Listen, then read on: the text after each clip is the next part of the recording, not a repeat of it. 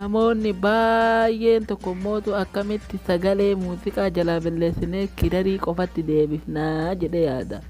No, ni jira kuuwwan illee ka sagalee namichaa qofa barbaadu muuziqaa isaa jalaa balleesse kan akka sheekolee fi darasaa kan akka warra qara'uu kan sagalee kirarii hin feene sagaleen isaa gad itti toltee jirti. Akkamitti jalaa balleessineetiniin sirba tokko ittiin taphannaa yookaan mootu caqafannaa addaan baafachuus yoo feetan kottaa baradhaa kaamichaa keessan kana jalaa akkasuma mootu saba karaayibii baanasanii fi laayakii baanasan itti darba baradhaati gara barnoota keessanii isin oona. Jalqaba duraan dursee aappii tana gabbuufachuu qabdu. Aappiin isin gabbuufachuu qabda sun taphni beektu kaapkutii tanaa jechuudha. Kaapkutii tana keessa gaseentu erga kaapkutii keessa gaseentanii booda akkas piroojeektii kana keessa gadi seentu.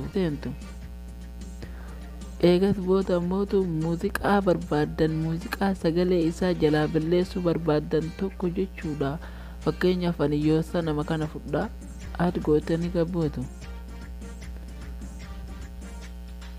Please no fulchaa hin beeku.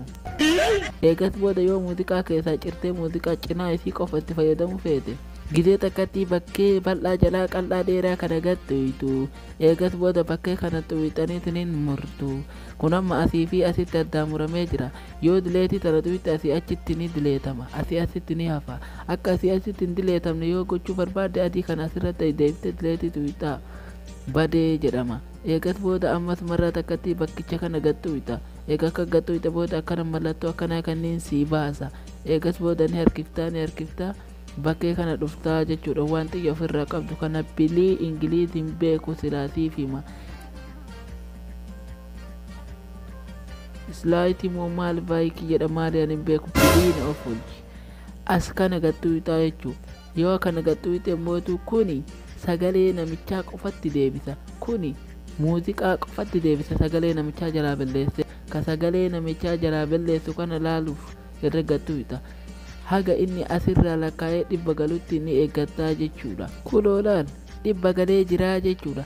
100 galee innaa dhumatee jedhee bakkee mata nagattuitee akka irraa badee fi akka irraa hin banne laaltaa jechuudha.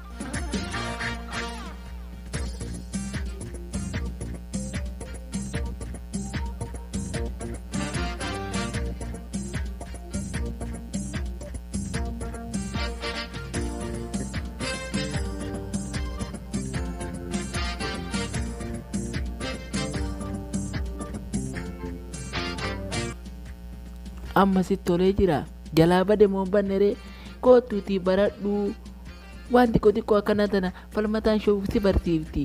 Kootu nu jala seeni baradhu sabiskiraabii godhi laayik godhi sheer godhi namoota hedduu biraan gahi.